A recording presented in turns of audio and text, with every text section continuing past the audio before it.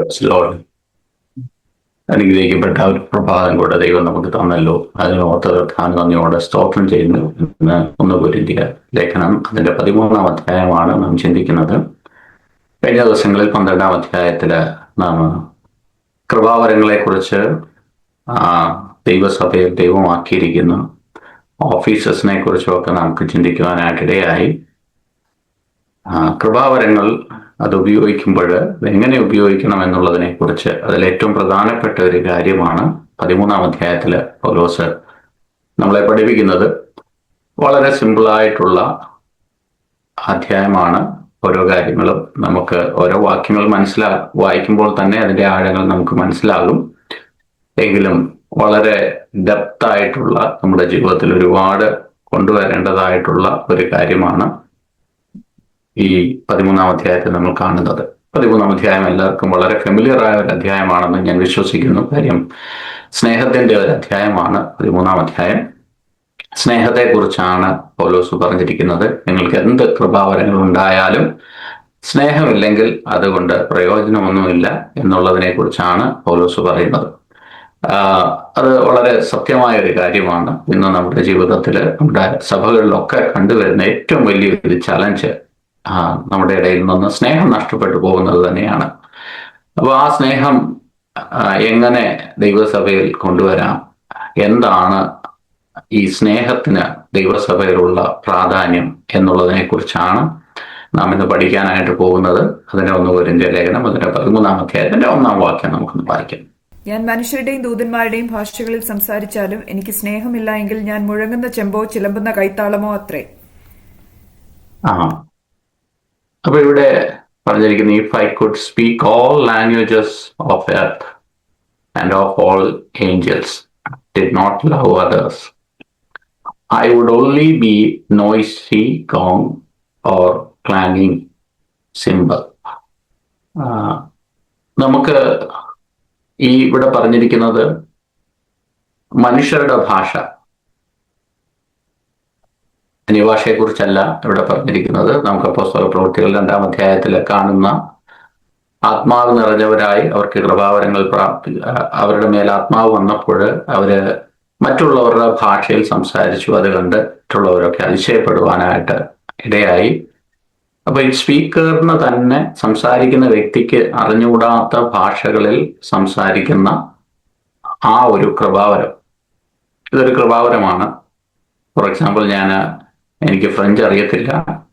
ഞാൻ ഒരിക്കൽ പ്രസംഗിക്കുമ്പോൾ സംസാരിക്കുന്ന ഫ്രഞ്ച് മാത്രം അറിയാവുന്ന ഒരു കൂട്ടത്തിന്റെ നടുവിൽ നിന്ന് സംസാരിക്കുമ്പോൾ ഫ്രഞ്ചിൽ സംസാരിക്കുവാൻ കഴിയുന്ന, അങ്ങനെ സംസാരിക്കുവാൻ കഴിയുന്നതിനെ കൊരിന്ത്യ സഭയില് അത് വലിയൊരു കാര്യമായിട്ട്, വലിയൊരു കൃപാവരമായിട്ട് അവരുടെ ഇടയിൽ കൺസിഡർ ചെയ്തിരുന്നു.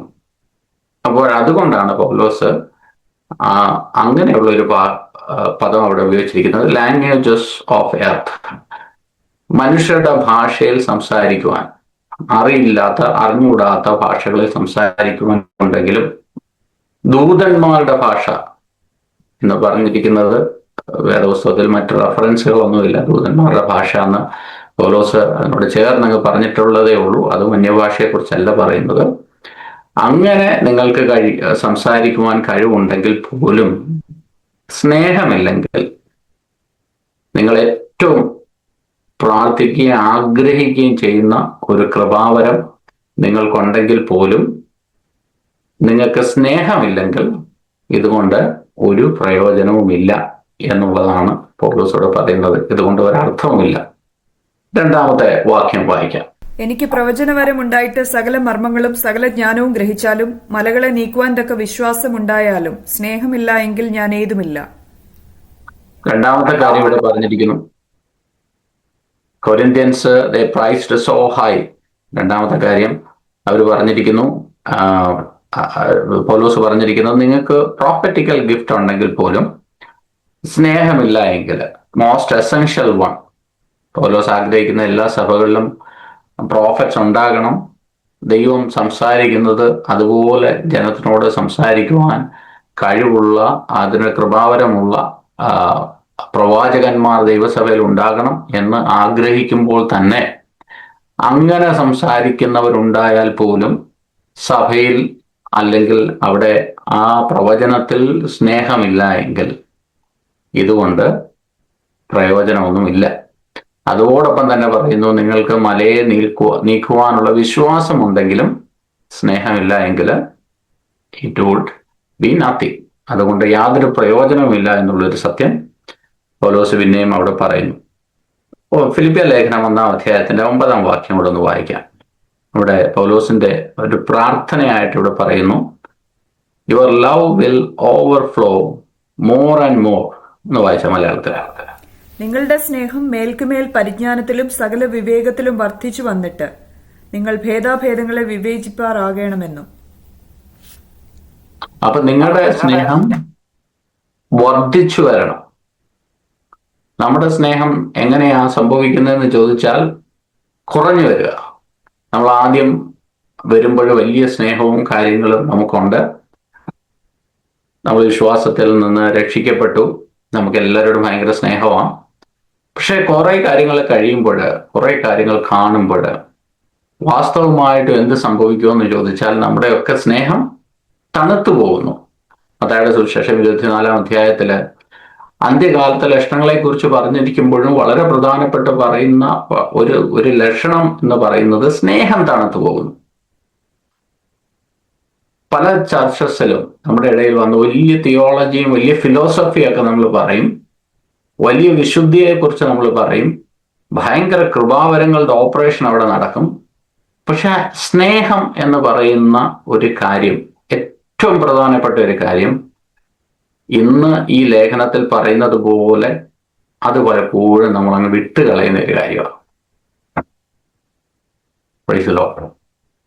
എത്ര ഉപവാസ പ്രാർത്ഥനകളിൽ നാം പ്രാർത്ഥിക്കാറുണ്ട്. നമ്മൾ പലപ്പോഴും കൃപാവരങ്ങളെ ജ്വലിപ്പിക്കേണ്ടതിന് വേണ്ടിയിട്ട് നമ്മൾ പ്രാർത്ഥിക്കാറുണ്ട്. കൃപാവരങ്ങളുടെ വർധനവിന് വേണ്ടി നാം പ്രാർത്ഥിക്കാറുണ്ട്. എത്ര ഉപവാസ പ്രാർത്ഥനയിൽ വാസ്തവമായിട്ട് നമ്മൾ പ്രാർത്ഥിക്കാറുണ്ട്, കർത്താവേ ഞങ്ങളുടെ സ്നേഹത്തെ വർദ്ധിപ്പിച്ച് നൽകണം, ഞങ്ങൾക്ക് പിന്നെയും സ്നേഹിക്കുവാനായിട്ട് കഴിയണം. കാര്യം ഈ സ്നേഹമില്ലെങ്കിൽ ഇതെല്ലാം പ്രശ്നങ്ങളിലേക്ക് വന്ന് അവസാനിക്കും. ഞാൻ കഴിഞ്ഞ അധ്യായങ്ങളിൽ ക്ലാസ് എടുത്തപ്പോൾ അതിനകത്ത് പറഞ്ഞ ഒരു കാര്യം, ഈ കൃപാവരങ്ങളാണ് പലപ്പോഴും സഭകളിൽ ഭിന്നത ഉണ്ടാക്കുന്നത്. അതൊരു സത്യമായ കാര്യമാണ്. ഈ കൃപാവരങ്ങളുടെ ഓപ്പറേഷൻ നടക്കുമ്പോഴാണ് സ്പ്ലിറ്റ് ഉണ്ടാകാനുള്ള സാധ്യത. എന്തുകൊണ്ടാണ് അത് സംഭവിക്കുന്നതെന്ന് ചോദിച്ചാൽ, കൃപാവരങ്ങൾ ഓപ്പറേറ്റ് ചെയ്യപ്പെടുമ്പോൾ ഈ സ്നേഹം എന്ന് പറയുന്ന വളരെ പ്രധാനപ്പെട്ട ഒരു കാര്യം നമ്മുടെ ഇടയിൽ നിന്ന് നഷ്ടപ്പെടുമ്പോൾ, ഈ കൃപാവരങ്ങൾ സ്നേഹത്തിൽ ഓപ്പറേറ്റ് ചെയ്യപ്പെടുന്നില്ല, സ്നേഹമല്ല ഇതിന്റെ ഫൗണ്ടേഷൻ എന്ന് പറയുമ്പോൾ ഈ വലിയ ബുദ്ധിമുട്ട്, പ്രയാസം ഉണ്ടാകാനായിട്ടിടയാകും. Praise God. ഇത് പ്രവചനവരം വളരെ പ്രധാനപ്പെട്ട ഒരു വരമായി കൺസിഡർ ചെയ്യുമ്പോൾ ഇതിന്റെ അർത്ഥം പ്രവചനവരം വേണ്ടെന്നല്ല. പ്രവചനവരം ഇത്രയും വലിയ ഒരു കാര്യമായിട്ട് പൗലോസ് തന്നെ തന്റെ ലേഖനങ്ങളിൽ പറയുമ്പോൾ തന്നെ, വിശ്വാസം വലിയൊരു കാര്യമായി പറയുമ്പോൾ തന്നെ, സ്നേഹമില്ല എങ്കിൽ ഇതുകൊണ്ട് ഇതൊരു കമ്പാരിസൺ ആയിട്ട് പറഞ്ഞിരിക്കുകയാണ്. സ്നേഹമില്ല എങ്കിൽ ഇതുകൊണ്ട് പ്രയോജനമില്ല. ഇതെല്ലാം ദൈവസഭയെ ബിൽഡ് ചെയ്യത്തില്ല. നേരത്തെ നമ്മൾ പഠിച്ച കാര്യങ്ങൾ എപ്പോഴും നമ്മുടെ മനസ്സിനകത്ത് വേണം. ഈ കൃപാവരങ്ങളെല്ലാം ഓപ്പറേറ്റ് ചെയ്യപ്പെടുന്നത് ദൈവസഭയെ ബിൽഡ് ചെയ്യാൻ വേണ്ടിയിട്ടാണ്. അപ്പൊ ഈ കൃപാവരങ്ങൾ ഓപ്പറേറ്റ് ചെയ്യുന്നത് കൊണ്ട് ദൈവസഭ ബിൽഡ് ആയില്ലെങ്കിൽ എന്താണ് പ്രയോജനം? ഈ സ്നേഹമാണ് പലപ്പോഴും ഈ വീടൊക്കെ പണിയുമ്പോൾ കട്ടകൾ ഇങ്ങനെ വെച്ച് അടുക്കി ഇങ്ങനെ വെച്ച് നമ്മൾ പണിയുന്നുണ്ട്. നല്ല കട്ടകളൊക്കെ നമുക്ക് എത്ര സ്ട്രോങ് ആയിട്ടുള്ള കട്ടകൾ ഇതിനകത്തുണ്ടെങ്കിലും ഇതിൻ്റെ ഇടയിൽ ഉള്ള ആ സിമെന്റ്, ഇതിനെ തമ്മിൽ യോജിപ്പിച്ച് നിർത്തുന്ന, ഇതിനെ തമ്മിൽ ഒരുമിപ്പിച്ച് നിർത്തുന്ന ആ സിമെന്റ് ആണ് സ്നേഹം. ആ സ്നേഹമില്ല എങ്കിൽ ഇതെല്ലാം എത്ര സ്ട്രോങ് ആയ കട്ടയാണെങ്കിലും അതവിടെ നിന്നിട്ട് യാതൊരു പ്രയോജനമില്ല. ഇതെല്ലാം ഒരുമിപ്പിക്കുന്ന ആ സ്നേഹം ഇടയിൽ വ്യാപരിച്ചെങ്കിലേ പറ്റത്തുള്ളൂ. മൂന്നാമത്തെ വാക്യം പൗലോസ് പിന്നെ പറഞ്ഞു, I gave everything I have to poor, even sacrificed my body, I could boast about it. But if I did not love others I would have gained nothing. ഇപ്പം ഇവിടെ പറയുന്നു, മലയാളത്തില് നല്ല രസമായിട്ടാണ് പറയുന്നത്. എന്താ? എന്റെ ദേഹം വായിച്ചോ. എനിക്കുള്ളതെല്ലാം അന്നദാനം ചെയ്താലും എന്റെ ശരീരം ചുടുവാൻ ഏൽപ്പിച്ചാലും സ്നേഹമില്ല എങ്കിൽ എനിക്കൊരു പ്രയോജനവുമില്ല. ആ ആ കാലത്ത് അതിനുശേഷമാണ് ക്രിസ്ത്യാനികളെ പലരെയും അഗ്നിക്കിരയാക്കി അവരെല്ലാം ഒരു അങ്ങനെ ക്രിസ്ത്യാനികളായിട്ടുള്ളവരൊക്കെ അത്രയ്ക്ക് വലിയ പീഡനത്തിലൂടെയൊക്കെ കടന്നു പോകേണ്ടതായിട്ട് വന്നിട്ടുണ്ട്. അവരുടെയൊക്കെ ശരീരം ബേൺഡ് ചെയ്ത് അവരുടെ ജീവിതം അവസാനിപ്പിക്കേണ്ടതായിട്ടൊക്കെ വന്നിട്ടുണ്ടെങ്കിൽ പോലും അന്ന് പൗലോസ് പറയുകയാണ്, എനിക്കുള്ളതെല്ലാം ഞാൻ കൊടുത്തു. എൻ്റെ ശരീരം പോലും കൊടുത്തു. ഞാൻ രക്തസാക്ഷിയായി തീർന്നു. എങ്കിൽ പോലും സ്നേഹമില്ല എങ്കിൽ പ്രയോജനമൊന്നുമില്ല. ഞാനൊരു ഉദാഹരണം പറയാം. നമുക്ക് മനസ്സിലാകുന്ന രീതിയിൽ പറഞ്ഞാൽ, നമുക്കിപ്പോൾ ഇവിടെ നമ്മുടെ ചർച്ചിലെ ഉപവാസ പ്രാർത്ഥനയൊക്കെ കഴിഞ്ഞ് നമുക്കിപ്പോൾ ഒരു സ്നേഹ വിരുന്നുണ്ടല്ലോ. അപ്പോൾ അതിനകത്ത് നമ്മളിപ്പോൾ വിചാരിക്കപ്പോൾ സാധാരണ എല്ലാവരും ഇവിടെ ചേർന്നിട്ടാണല്ലോ ചെയ്യുന്നത്. ഇപ്പൊ ആരും ചെയ്തില്ല. അപ്പൊ ഞാൻ വിചാരിക്കുകയാണ്, ആരും ചെയ്തില്ല, എന്നാൽ ഞാൻ തന്നെ എല്ലാം കൂടെ ചെയ്യാനായിട്ട് പോവാണ്. അപ്പൊ ഞാനൊരു വാശിയുടെ പുറത്ത് ഇതെല്ലാം കൂടെ ചെയ്യുകയാണ്. ആരും ചെയ്യുന്നില്ല, ആ ഒരു വാശിയുടെ പുറത്താണ് ചെയ്യുന്നത്. ഇതിന്റെ പേര് നമ്മൾ എന്താ വിളിച്ചിരിക്കുന്നത്? ലവ് ഫീൽ എന്നാണ് നമ്മൾ പറയുന്നത്. പക്ഷെ ഈ ചെയ്യുമ്പോൾ നമുക്ക് ഒരു ലവും ഇല്ല. നമ്മൾ ചെയ്യുന്നത് എന്താ? ഒരുത്തനും ഇതിനകത്തൊന്നും ഇടപെടാനായിട്ട്, അല്ലെങ്കിൽ ഒരുത്തനും ഇതൊന്നും ചെയ്യാനായിട്ടുള്ള താല്പര്യമില്ല, എന്നെങ്കിൽ ഞാൻ അങ്ങ് ചെയ്തു കളയാം എന്ന് പറഞ്ഞ് ചെയ്യുമ്പോൾ അതുകൊണ്ട് പ്രയോജനമൊന്നുമില്ല എന്നുള്ളതാണ് ഇവിടെ പൗലോസ് പറഞ്ഞ. നമുക്ക് മനസ്സിലാകുന്ന ഭാഷ പറഞ്ഞ, നമ്മൾ ബേണിന്റെ കാര്യമൊക്കെ പറഞ്ഞാൽ നമ്മളാരും ഇതുവരെ ശരീരം മുഴുവനും ഏൽപ്പിച്ചു ഒന്നും ഇല്ലല്ലോ. നമ്മൾ ചെറിയൊരു ഉദാഹരണം പറഞ്ഞപ്പോൾ നമുക്ക് അതിനെ റിലേറ്റ് ചെയ്യാൻ പറ്റുമല്ലോ എന്ന് വിചാരിച്ച് ഞാൻ പറഞ്ഞതേ ഉള്ളൂ. അങ്ങനെയൊന്നും നമ്മുടെ ഇടയിലില്ല. അതിനെ ഓർത്ത് ഞാൻ ദൈവത്തിന് നന്ദിയോടെ സ്തോത്രം ചെയ്യുന്നു. അപ്പൊ ഇങ്ങനെ ചെറിയ ചെറിയ കാര്യങ്ങൾ നാം ചെയ്യുമ്പോൾ ഇതും ഒരു കൃപാവരമാണ്. എന്താ? സഹായം ചെയ്യാനുള്ള ഒരു കൃപാവരമാണ്. പക്ഷെ ഈ സഹായം ചെയ്യുമ്പോൾ സ്നേഹത്തിലല്ല സഹായം ചെയ്യുന്നതെങ്കിൽ അങ്ങനെ ചെയ്യാതിരിക്കുന്നതാണ് നല്ലത്. കാര്യം അങ്ങനെ ചെയ്തിട്ടും പ്രത്യേകിച്ച് പ്രയോജനമൊന്നുമില്ല എന്നുള്ളതാണ് പൗലോസ് പറഞ്ഞത്. ഇപ്പൊ എല്ലാം സ്നേഹത്തിൽ ചെയ്യുക. ഇപ്പോൾ ഈ ഓരോ കൃപാവരങ്ങളും എടുത്തിട്ട് അത് പിന്നെയും പറയുന്നു എന്നേ ഉള്ളൂ. 4 മുതലുള്ള വാക്യങ്ങളിൽ എന്താണ് സ്നേഹം എന്നുള്ളതിനെ കുറിച്ചാണ് നാം കാണുന്നത്. വായിച്ചോ, 4 മുതൽ 7 വരെയുള്ള വാക്യങ്ങൾ. സ്നേഹം ദീർഘമായി ക്ഷമിക്കുകയും ദയ കാണിക്കുകയും ചെയ്യുന്നു. സ്നേഹം സ്പർദ്ധിക്കുന്നില്ല, സ്നേഹം നിഗളിക്കുന്നില്ല, ചീർക്കുന്നില്ല, അയോഗ്യമായി നടക്കുന്നില്ല, സ്വാർത്ഥം അന്വേഷിക്കുന്നില്ല, ദേഷ്യപ്പെടുന്നില്ല, ദോഷം കണക്കിടുന്നില്ല, അനീതിയിൽ സന്തോഷിക്കാതെ സത്യത്തിൽ സന്തോഷിക്കുന്നു, എല്ലാം പൊറുക്കുന്നു, എല്ലാം Love is patient and kind. Love is not jealous or boastful or proud. അപ്പൊ ഇതിനകത്ത് തന്നെ നമുക്ക് ഒരുപാട് ചിന്തിച്ചാൽ, നമ്മുടെ ലൈഫുമായിട്ടൊക്കെ റിലേറ്റ് ചെയ്ത് ചിന്തിച്ചാൽ നമുക്ക് മനസ്സിലാകും എന്താണ് സ്നേഹം എന്നുള്ളത്. ഒരു കാര്യം എപ്പോഴും നമ്മൾ മനസ്സിലാക്കണം, നമുക്കിതിന്റെ ഈ സ്നേഹത്തിന്റെ പൂർണ്ണതയൊന്നും ഇതുവരെ നമുക്ക് മനസ്സിലായിട്ടില്ല എന്നുള്ളത് ഒരു സത്യമാണ്. കാര്യം ഇതിനകത്തിരിക്കുന്നതോ അല്ലെങ്കിൽ കേൾക്കുന്നതോ ആർക്കും ഇത് മനസ്സിലായിട്ടില്ല. കാര്യം ദൈവത്തെ തന്നെ ദൈവം സ്നേഹമാകുന്നു എന്ന് പറയുമ്പോൾ നമുക്കിതൊന്നും ഈ കാലഘട്ടത്തിൽ നമ്മുടെ തലയ്ക്കകത്ത് ചിന്തിച്ച് മനസ്സിലാക്കാൻ പറ്റുന്നതിനൊക്കെ പരിധികളുണ്ട്. എന്ന് പറഞ്ഞാൽ നമുക്ക് ഓരോ ദിവസവും ഇതിനകത്ത് വർദ്ധിച്ചു വരാം. നമ്മൾ ആരും ഇതിനകത്ത് PhD ഡോക്ടറേറ്റും എടുത്തിട്ടില്ല. നമ്മളെല്ലാം ആ ഒരു എലമെന്ററി ലെവലിൽ നിന്ന് ഇങ്ങനെ കയറി വരുന്നതേ ഉള്ളൂ. അപ്പൊ ലവ് ഈസ് പേഷ്യന്റ്. ദൈവം ഇപ്പൊ സ്നേഹം ക്ഷമയാകുന്നു. Love and kind. Love is not jealous or boastful or proud. ഇതൊക്കെ ഒന്ന് ആലോചിച്ച് നോക്കുമ്പോൾ നമ്മുടെ ജീവിതത്തിൽ ഞാൻ പണ്ട് ഇങ്ങനെ ഒരു സഹോദരൻ പറയുന്നത് കേട്ടിട്ടുണ്ട്. ഇതിന്റെ അർത്ഥം മനസ്സിലാകണം. ഈ ലവ് എന്നുള്ള പദം മാറ്റിയിട്ട് അതിനകത്ത് നമ്മുടെ ഓരോരുത്തരുടെയും പേരെഴുതി ചേർത്തിട്ട് ഒരു പേപ്പറിനകത്ത് എഴുതിയിട്ട് വായിക്കണം. വായിച്ചു കഴിഞ്ഞപ്പോൾ നമുക്ക് തന്നെ ചിരി വരുന്നില്ലെങ്കിൽ പ്രൈസ് ലവ്, ഹല്ലേലൂയ. ഇപ്പൊ നമ്മുടെ പേര് എഴുതി വെക്കണം. ഈ ലവിന്റെ സ്ഥാനത്ത് അങ്ങോട്ട് മാറ്റിയിട്ട് is patient and kind, is not jealous or boastful or proud എന്നൊക്കെ അങ്ങോട്ട് വായിക്കുമ്പോൾ നമുക്ക് കുറച്ചുകൂടെ ഒരു റിലേറ്റ് ചെയ്യാനായിട്ട് പറ്റും. ഒന്ന് പത്രോസ് അതിന്റെ 4-ാം അധ്യായത്തിന്റെ 8-ാം വാക്യം.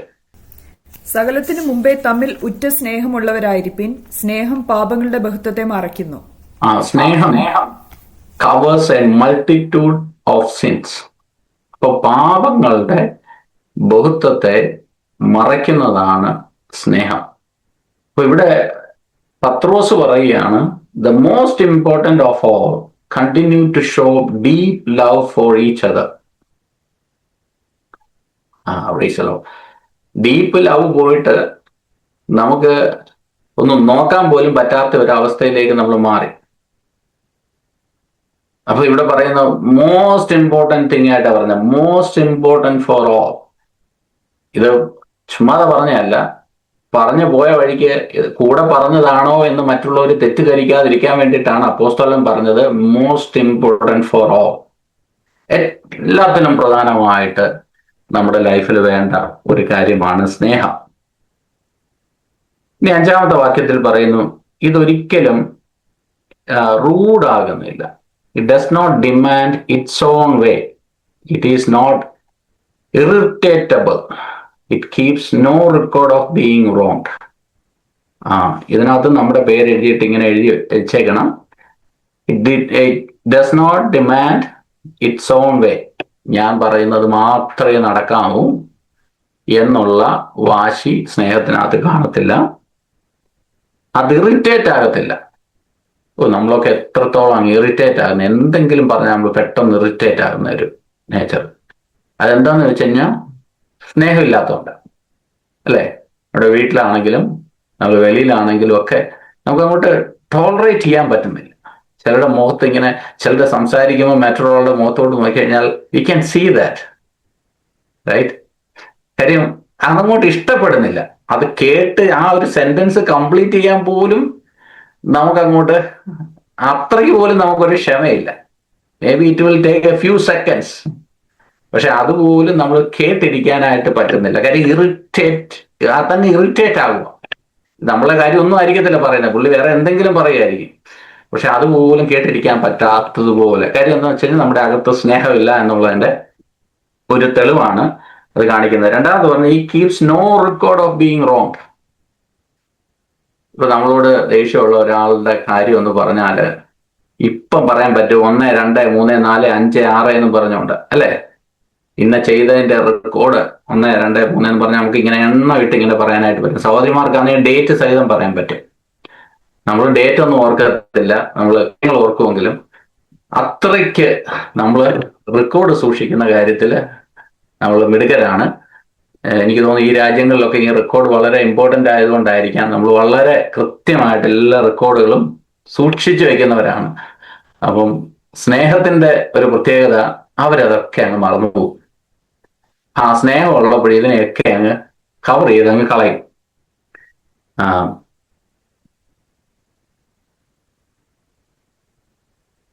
Praise God. 1 കൊരിന്ത്യർ അതിന്റെ 10-ാം അധ്യായത്തിന്റെ 24-ാം വാക്യം. ഓരോരുത്തൻ സ്വന്തം ഗുണമല്ല മറ്റുള്ളവരുടെ ഗുണം കൂടി ഗുണം അന്വേഷിക്കട്ടെ. ഓ പ്രൈസ് ഗോഡ്. അത് വളരെ പ്രധാനപ്പെട്ട ഒരു കാര്യമാണ്. നമ്മൾക്ക് പലപ്പോഴും ചെയ്യാൻ പറ്റാത്ത ഒരു കാര്യം. നമ്മളെപ്പോ ഏത് കാര്യം ചിന്തിച്ചാലും നമ്മുടെ മൈൻഡ്, നമ്മൾ പോലും അറിയാതെ നമ്മുടെ മൈൻഡ് ആദ്യം ട്രിക്ക് ചെയ്യുന്നത് നമുക്ക് എന്ത് ഗുണം ഉണ്ടാവും, നമുക്ക് എന്ത് ദോഷം ഉണ്ടാവും. ഇത് വെച്ചിട്ടാണ് ബാക്കിയുള്ള എല്ലാ പ്രോസസ്സും, നമ്മുടെ ഡയലോഗ്സുകളും എല്ലാം പോകുന്നത്. ഇത് നമ്മൾ തന്നെ അറിയാതെ നമ്മുടെ മൈൻഡിനകത്ത് നടക്കുന്ന ഒരു പ്രോസസ്സാണ്. നമുക്ക് എന്ത് ബെനിഫിറ്റ് ഉണ്ടാകും, നമുക്ക് എന്ത് ദോഷം ഉണ്ടാകും. അപ്പം സ്വന്തം ഗുണമല്ല മറ്റുള്ളവന്റെ ഗുണം കൂടെ അന്വേഷിക്കട്ടെ എന്ന് പൗലോസ് അവിടെ പറഞ്ഞിരിക്കുന്നു.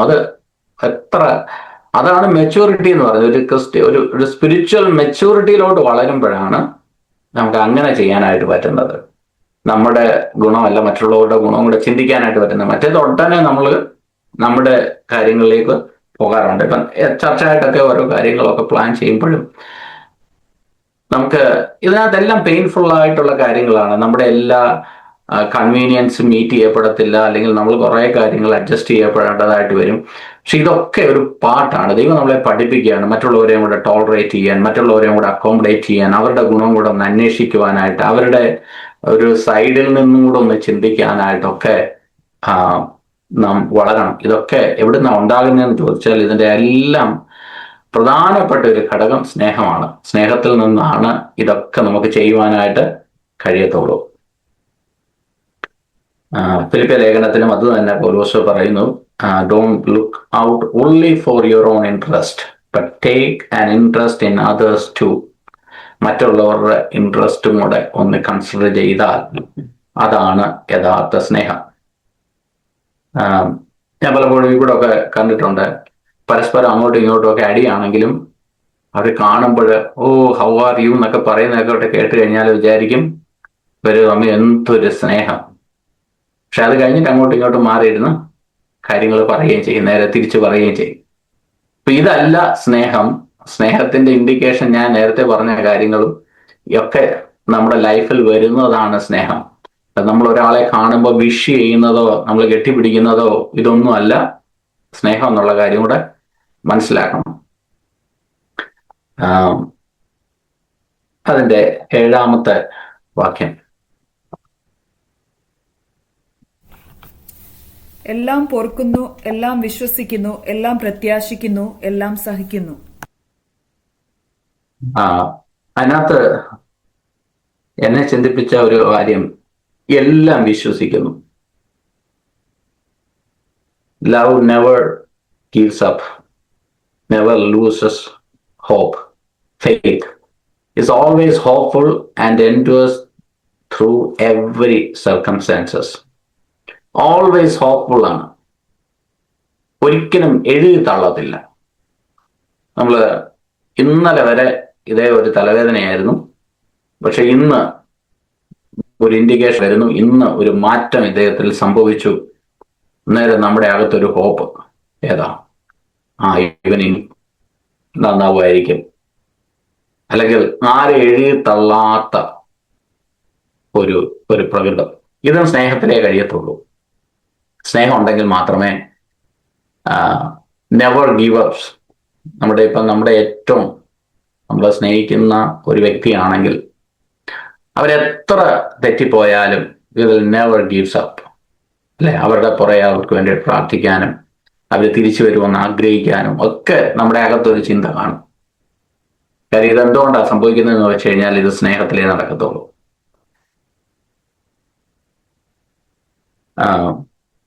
എനിക്ക് പരിചയമുള്ള ഒരു ദേവദാസനുണ്ടായിരുന്നു, അദ്ദേഹം മരിച്ചുപോയി. അദ്ദേഹത്തിന്റെ വളരെ ഈ സ്നേഹത്തിന് വളരെ ഇമ്പോർട്ടൻസ് കൊടുക്കുന്ന ഒരു ദേവദാസനായിരുന്നു. അദ്ദേഹത്തിന്റെ ഒരു മൂത്ത മകൻ തന്റെ ലൈഫിൽ എവിടെയോ വെച്ച് താൻ തെറ്റിപ്പോകുവാനായിട്ടിടയായി. താൻ മദ്യപാനത്തിനും ഈ മൂവി ഇൻഡസ്ട്രിയിലും ഒക്കെ അങ്ങനെ ഒരു വല്ലാത്ത രീതിയിൽ വളരെ ടാലന്റഡ് ആയിട്ടുള്ള ഒരു പയ്യനായിരുന്നു. ഇപ്പം ഞാൻ കേട്ടിട്ടുണ്ട് അദ്ദേഹത്തിന്റെ സാക്ഷ്യത്തില് ഈ പയ്യൻ രാത്രി 12 മണിക്കും 12:30ക്കും ഒക്കെയാണ് വീട്ടിൽ വരുന്നത്. പക്ഷെ ഈ ദേവദാസൻ ഈ മകൻ വരുന്നിടം വരെ അവന് വേണ്ടിയിട്ട് ഉണർന്നിരുന്ന് അവന് ഫുഡ് റെഡിയാക്കി അതിൻ്റെ അടുത്ത് നിൽക്കാറുണ്ടായിരുന്നു. അവൻ മിക്കവാറും വരുന്ന ദിവസങ്ങളിലൊന്നും അവൻ ഈ ഫുഡൊന്നും കഴിക്കത്തില്ല, മദ്യപിച്ചിട്ടായിരിക്കും വരുന്നത്. അവൻ പോയി കിടന്നുറങ്ങാറുണ്ട്. പക്ഷെ ഇദ്ദേഹം സ്ഥിരമായിട്ട് ഇത് കണ്ടിന്യൂസ് ആയിട്ട് ചെയ്തുകൊണ്ട് പ്രാർത്ഥിച്ചുകൊണ്ടൊക്കെ ഇരുന്നു. എന്നാൽ ഒരിക്കൽ ഈ മാനസാന്തരം ഉണ്ടായി. അവൻ തിരിച്ചു വന്നു. അവൻ പറഞ്ഞ ഒരു സാക്ഷ്യമാണ് ഞാൻ ഈ പറഞ്ഞത്. അവൻ പറഞ്ഞു, ഇത്രയും നാളായിട്ട് ഞാൻ ഇങ്ങനൊക്കെ ചെയ്തിട്ടും അപ്പനെ വേദനിപ്പിക്കാവുന്നതിന്റെ പരമാവധി വേദനിപ്പിച്ചിട്ടും ഒരിക്കൽ പോലും എന്നെ എഴുതി തള്ളാതെ എനിക്ക് വേണ്ടി കാത്തിരുന്നു, എനിക്ക് വേണ്ടി ആഹാരം പ്രിപ്പയർ ചെയ്തു, കതവ് തുറന്നു. ഇതാണ് ഒരു സ്നേഹത്തിന്റെ നല്ലൊരു എക്സാമ്പിൾ. കാര്യം എന്തുകൊണ്ട് ആ മകനോടുള്ള ഒരു സ്നേഹവും ആ ദൈവദാസന് ദൈവം കൊടുത്തിരിക്കുന്ന ഒരു പ്രത്യേക കൃപയില് എത്ര തള്ളിപ്പോയിട്ടും എത്ര തെറ്റിക്കളഞ്ഞിട്ടും പോയിട്ടും തന്റെ ജീവിതത്തിൽ തന്റെ ശുശ്രൂഷകളൊക്കെ ഒരു കാലത്ത് താൻ നിർത്തേണ്ടതായിട്ട് വന്ന ഒരു സാഹചര്യം കാരണം താൻ ഭവനത്തിൽ മാത്രമായിട്ട് ഇരുന്ന അവസ്ഥകളൊക്കെ ഉണ്ടായിട്ടും ഒരിക്കൽ പോലും അവനോടൊരു പിണക്കം കാണിക്കാതെ അവന് വേണ്ടി കാര്യങ്ങളൊക്കെ ചെയ്ത ഒരു ദേവദാസൻ. ഇപ്പൊ ഈ എന്തിനാണ് ഞാൻ ഈ ഉദാഹരണം പറഞ്ഞതെന്ന് ചോദിച്ചാൽ, ഈ ലവിന്റെ മറ്റൊരു പ്രത്യേകത അതൊരിക്കലും തള്ളിക്കളയത്തില്ല. Never gives up. ഒരിക്കലും ഉപേക്ഷിച്ച് എഴുതി തള്ളത്തില്ല. അത് ഹോപ്പ്ഫുൾ ആയിരിക്കും. ഫെയ്ത്ത് നഷ്ടപ്പെടത്തില്ല. It endures through every circumstances. 8ാമത്തെ വാക്യം. സ്നേഹം ഒരു നാൾ മുതിർന്നു പോകും, ജ്ഞാനമോ അത് നീങ്ങിപ്പോകും.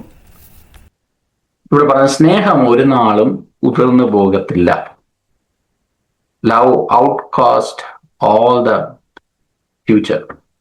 ഇപ്പൊ ഈ ബാക്കി എല്ലാത്തിനും ഒരു ലിമിറ്റ് ഉണ്ട്. കർത്താവിന്റെ വരവിന് ശേഷം ഈ കൃപാവരങ്ങളുടെ ഒന്നും ആവശ്യമില്ല.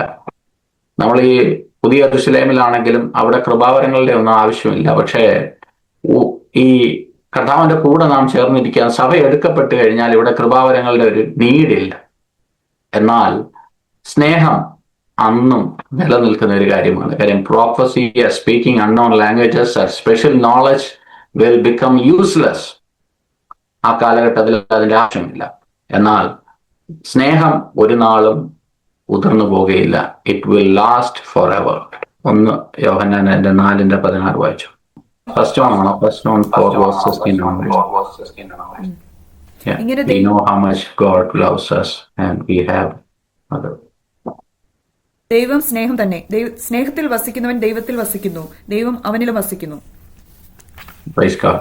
അപ്പൊ ദൈവം സ്നേഹം തന്നെ. We know how much God loves us and we have put our trust in his love.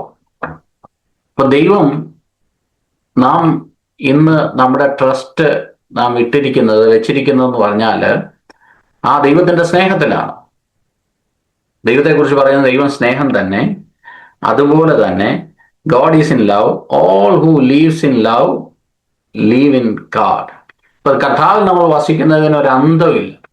അത് നിത്യതയോളം അത് കണ്ടിന്യൂ ചെയ്യുന്നത്, അതിനുശേഷവും അത് കണ്ടിന്യൂ ചെയ്യുന്നത്, അതൊരിക്കലും തീരുന്നില്ല. അപ്പൊ അതുകൊണ്ട് തന്നെ ഈ സ്നേഹത്തിന് ഒരു അവസാനമില്ല. 9ാമത്തെ വാക്യം ഇവിടെ പറയുന്നു, we see things are imperfect എന്ന് പറഞ്ഞാൽ ഇന്ന് കാണുന്ന 9ാമത്തെ വാക്യത്തിലേക്ക് ഒന്ന് വായിക്കാം. എല്ലാം പാർഷ്യലാണ് എന്നുള്ളതല്ല. അംശമായി മാത്രം നാം അറിയുന്നു, അംശമായി മാത്രം പ്രവചിക്കുന്നു, പൂർണ്ണമായത് വരുമ്പോഴോ അംശമായത് നീങ്ങിപ്പോകും. ഇന്ന് നമുക്കുള്ളതല്ല. ഞാൻ നേരത്തെ പറഞ്ഞതുപോലെ നമുക്കിന്ന് നോളജോ വിസ്ഡമോ ഇതിന്റെ എല്ലാം അല്പം ഒക്കെ നമുക്ക് ലഭിച്ചിട്ടുള്ളൂ. ഇന്ന് കാണുന്ന കൃപാവരങ്ങളാണെങ്കിലും അതൊന്നും അതിന്റെ പൂർണ്ണതയിൽ വെളിപ്പെട്ടിട്ടില്ല. എല്ലാം അല്പമായിട്ടേ ഉള്ളൂ. ഇന്ന് കാണുന്ന നോളജ് ആണെങ്കിലും വിസ്ഡം ആണെങ്കിലും ലവ് ആണെങ്കിലും എല്ലാം പാർഷ്യലാണ്, ഇൻകംപ്ലീറ്റ് ആണ്. ഈവൻ പ്രോഫസീസ് എല്ലാം ഇൻകംപ്ലീറ്റ് ആണ്. പക്ഷെ ഇതിന്റെ ഓൾ പിക്ചർ നമുക്ക് ലഭിക്കുന്നത് കർത്താവിനെ കാണുമ്പോഴാണ്. കർത്താവിനെ ഫേസ് ടു ഫേസ് കാണുമ്പോൾ മാത്രമേ നമുക്ക് ഇതിന്റെ ഓൾ പിക്ചർ ലഭിക്കത്തുള്ളൂ. ഇപ്പൊ 3 കാര്യങ്ങളാണ് ഇവിടെ ഇംപെർഫെക്റ്റ് എന്ന് പറഞ്ഞത്. ഒന്ന്, നമ്മുടെ knowledge, we are immature, we are like children, are we grow closer, we will learn to love one another. കർത്താവിനെ കാണുമ്പോഴാണ് നമുക്ക് യഥാർത്ഥത്തിൽ ആ സ്നേഹത്തിന്റെ ഒരു പൂർണ്ണമായ ഒരു ഡെഫിനിഷൻ കിട്ടത്തുള്ളൂ. നമുക്കിന്ന് പല ഡെഫിനിഷനൊക്കെ സ്നേഹത്തെ കുറിച്ച് പറയാമെങ്കിലും കർത്താവിനെ പൂർണ്ണമായിട്ട് കാണുമ്പോൾ അവിടുത്തെ ആ ഒരു സ്നേഹത്തിലാണ് യഥാർത്ഥ സ്നേഹം എന്താണെന്ന് മനസ്സിലാക്കുവാനായിട്ട് കഴിയുന്നത്. അപ്പൊ ഇന്ന് നമുക്ക് എല്ലാ കാര്യത്തിലും we lack clarity, we don't have perfect reflect but Jesus to others. നമ്മൾ ഇന്ന് മറ്റുള്ളവരെ മുമ്പില് ജീസസിനെ ഒരു പെർഫെക്റ്റ് ആയിട്ട് കർത്താവിനെ കാണിക്കുവാനായിട്ട് റിഫ്ലക്ട് ചെയ്യുവാനായിട്ട് നമുക്ക് കഴിയുന്നില്ല. കാര്യം നമ്മളെല്ലാം ഇംപെർഫെക്റ്റ് ആണ്. അതാണ് 9ാമത്തെ വാക്യത്തിൽ പറഞ്ഞ our knowledge is partial, incomplete, and even the gift of prophecies reveals only part of all picture. Praise God. ഇതാണ് ഈ പ്രോഫസിയിൽ നമ്മൾ ഏത് പ്രോഫസി കേട്ടാലും അതിന്റെ പുറകെ പോകുമ്പോഴൊക്കെ നമ്മൾ ചിന്തിക്കേണ്ട ഒരു കാര്യം, this is all impartial, this is all partial. We don't have a full picture. 10ാമത്തെ വാക്യം, but the time will come, the perfection comes, these partial things will become useless. പൂർണ്ണമായത് വരുമ്പോഴോ അംശമായത് നീങ്ങിപ്പോകും. എന്താണ് പൂർണ്ണമായിട്ട് വരുന്നത്? പൂർണ്ണമായിട്ട് വരുന്ന കർത്താവിനെ നാം നേരിൽ കാണുമ്പോഴാണ് നമുക്ക് ഈ കാര്യങ്ങളിലെല്ലാം ഒരു പൂർണ്ണത ലഭിക്കത്തുള്ളൂ. അന്ന് എന്ത് സംഭവിക്കും? അന്ന് ഈ പാർഷ്യലായിട്ട് നമ്മൾ ഈ മനസ്സിലാക്കിയതോ, നമ്മുടെ അണ്ടർസ്റ്റാൻഡിങ്ങോ, നമ്മൾ ഈ സ്നേഹത്തെക്കുറിച്ച് പഠിച്ചതോ, അതെല്ലാം അന്ന് നമുക്ക് തോന്നും ഇതെല്ലാം ഇംപാർഷ്യൽ ആയിരുന്നു, ഇതെല്ലാം പാർഷ്യൽ ആയിരുന്നു, ഇതെല്ലാം യൂസ്ലെസ് ആണെന്ന് നമുക്ക് തോന്നും. 12-13 വാക്യങ്ങൾ, 12ാമത്തെ വാക്യം വായിച്ചു. ഇപ്പോൾ നാം കണ്ണാടിയിൽ കടമൊഴിയായി കാണുന്നു, അപ്പോൾ മുഖാമുഖമായി കാണും. ഇപ്പോൾ ഞാൻ അംശമായി അറിയുന്നു, അപ്പോഴോ ഞാൻ അറിയപ്പെട്ടതുപോലെ തന്നെ അറിയും. അപ്പൊ നന്നാണ് ക്ലാരിറ്റി ലഭിക്കുന്നത്. പെർഫെക്റ്റ് ക്ലാരിറ്റി കർത്താവിനെ മുഖാമുഖമായി കാണുമ്പോൾ മാത്രമേ നമുക്ക് ലഭിക്കത്തുള്ളൂ. ഇന്ന് നമ്മൾ ഏത് തിയോളജി എക്സ്പ്ലെയിൻ ചെയ്താലും ഒരു കാര്യവും സത്യമാണ്, we can only explain partially. ദൈവത്തെ കാണുമ്പോൾ ആ ഫേസ് ടു ഫേസിലാണ് നമ്മൾ ഇന്ന് ഈ കാണുന്ന സ്നേഹം എന്താണെന്നും അതിൻ്റെ ആഴം എന്താണെന്നും ഒക്കെ നമുക്ക് വെളിപ്പെട്ട് ലഭിക്കത്തുള്ളൂ എന്നുള്ളത് ഒരു സത്യമാണ്. അതിൻ്റെ ലാസ്റ്റ് വേർഡാണ് ഇത്രയും കാര്യങ്ങൾ, ഈ കൃപാവരങ്ങളുടെ കാര്യം ഇതെല്ലാം പറഞ്ഞിട്ട് പൗലോസ് പറയാൻ ആഗ്രഹിച്ച, നമ്മുടെ ഭാഷയിൽ പറഞ്ഞ ഒരു പ്രധാനപ്പെട്ട ദൂത് അതിന്റെ 13ാമത്തെ വാക്യത്തിലാണ്. 3 things will last forever. അതിനകത്ത് ഫെയ്ത്ത് ഉണ്ട്, ഹോപ്പ് ഉണ്ട്, ലവ് ഉണ്ട്. And the greatest of this is love. Hallelujah. അതെന്താ പൗലോസെ അങ്ങനെ പറഞ്ഞതെന്ന് ചോദിച്ചാല്, ഈ ലോകത്തിലായിരിക്കുമ്പോൾ ദൈവസന്നിധിയിൽ ഈ ഇറ്റേണിറ്റിയിൽ വന്നെത്തുവാനായിട്ട് നമ്മുടെ ജീവിതത്തിൽ വേണ്ട 2 പ്രധാനപ്പെട്ട കാര്യങ്ങൾ, 3 പ്രധാനപ്പെട്ട കാര്യങ്ങളാണ് ഫെയ്ത്തും ഹോപ്പും ലവും. വിശ്വാസം ഉണ്ടെങ്കിലേ പറ്റത്തുള്ളൂ. ദൈവത്തെ ഫോളോ ചെയ്യണമെങ്കിൽ നമ്മുടെ അകത്ത് വിശ്വാസം ഉണ്ടെങ്കിലേ പറ്റത്തുള്ളൂ. ആ നിത്യജീവനിലേക്കുള്ള ആ ഒരു ഹോപ്പ്, അതാണ് നമ്മളെ അതിനകത്തേക്ക് നയിക്കുന്നത്. ഓരോ ദിവസവും കർത്താവിനോട് കൂടെ നമ്മളെ അടുപ്പിക്കുന്ന ആ വലിയ ഹോപ്പ് നമ്മുടെ ജീവിതത്തിൽ വേണം. ഇതെല്ലാം ആ നിത്യതയിൽ കർത്താവിനെ കാണുന്നിടം വരെ ഇതെല്ലാം ഉണ്ടെങ്കിലും ഈ ലവ് എന്ന് പറയുന്നത് അത് യഥാർത്ഥമായി ഡിഫൈൻ ചെയ്യുന്നത് ആ കർത്താവിനെ കണ്ടതിന് ശേഷമാണ്. ആ ആത്മമണവാളനെ കാണുമ്പോഴാണ് നമുക്ക് ആ യഥാർത്ഥ സ്നേഹത്തിന്റെ ആഴം മനസ്സിലാകത്തുള്ളൂ. അത് യുഗായുഗമായി നീണ്ടു നിൽക്കുന്ന ഒരു കാര്യമാണ്.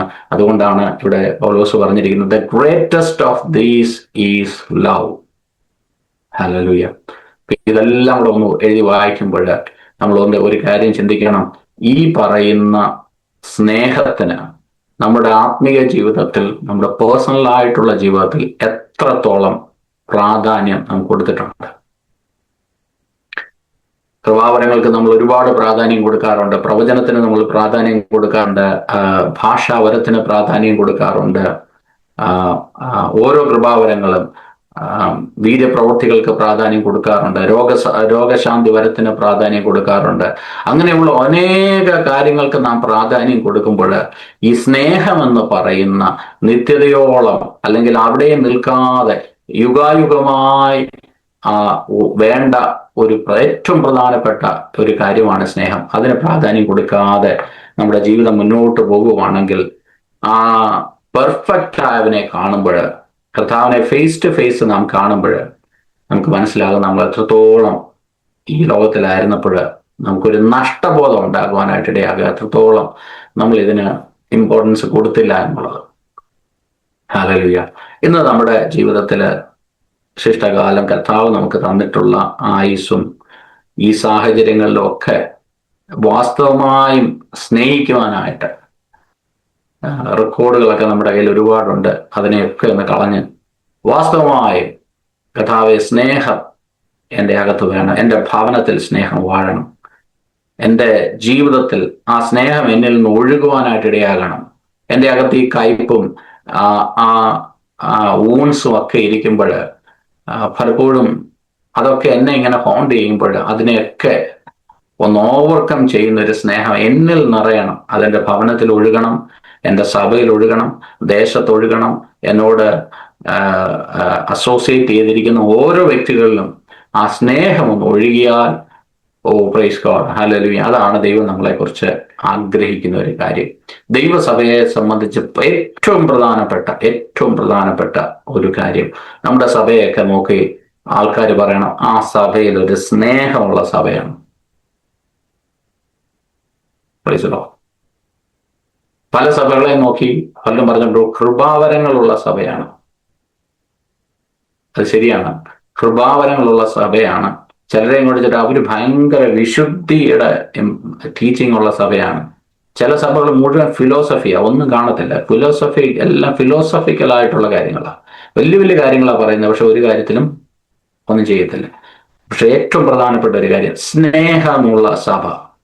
ഒരാൾ പുതുതായിട്ട് വരുമ്പോൾ അവരുടെ അകത്തങ്ങോട്ട് ഫീൽ ചെയ്യണം, സ്നേഹമുള്ള ഒരു സഭ.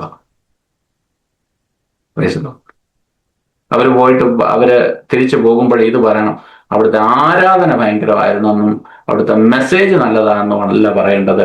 ഓ, സ്നേഹമുള്ള ഒരു സഭ, I could feel that love. ഇതൊരു ചലഞ്ചായിട്ട് നമുക്ക് ഏറ്റെടുത്താൽ ഹല്ലേലൂയ, വലിയ മാറ്റങ്ങൾ ഉണ്ടാകും. ഇന്ന് അങ്ങനെയുള്ള സഭകൾ വളരെ വളരെ വളരെ വളരെ കുറവായിക്കൊണ്ടിരിക്കുമ്പോൾ സ്നേഹമുള്ള സഭ, പരസ്പരം വഴക്കുണ്ടാക്കാത്ത, നമുക്ക് ഒരുപാട് കാര്യങ്ങൾ ടോളറേറ്റ് ചെയ്യേണ്ടതായിട്ട് വരും. അതൊക്കെ നമ്മുടെ സ്പിരിച്വൽ മെച്യൂരിറ്റിയാണ്. ഓരോരുത്തരെയും ടോളറേറ്റ് ചെയ്യുന്നതൊക്കെ നമ്മുടെ സ്പിരിച്വൽ മെച്യൂരിറ്റിയുടെ ഒരു ഭാഗമായിട്ട് വരും. നമ്മളെ ഇൻസൾട്ട് ചെയ്യുന്ന, നമുക്ക് ബുദ്ധിമുട്ടുണ്ടാക്കുന്ന, നമുക്ക് വേദന ഉണ്ടാക്കുന്ന അനേക കാര്യങ്ങൾ നമ്മുടെ നടുവിൽ ഉണ്ടാക്കും. ഇതൊക്കെ ഓവർകം ചെയ്യണമെങ്കിൽ ഒരൊറ്റ കാര്യം മതി. ഏതാ വേണ്ടത്? നോളജിനോ വിസ്റ്റത്തിനോ ഒക്കെ കാര്യങ്ങൾ പറയാനേ പറ്റത്തുള്ളൂ. പക്ഷെ ലവ്, സ്നേഹമുണ്ടെങ്കിൽ ഇതിനെല്ലാം കവറപ്പ് ആകുവാനായിട്ട് ഇടയാകും.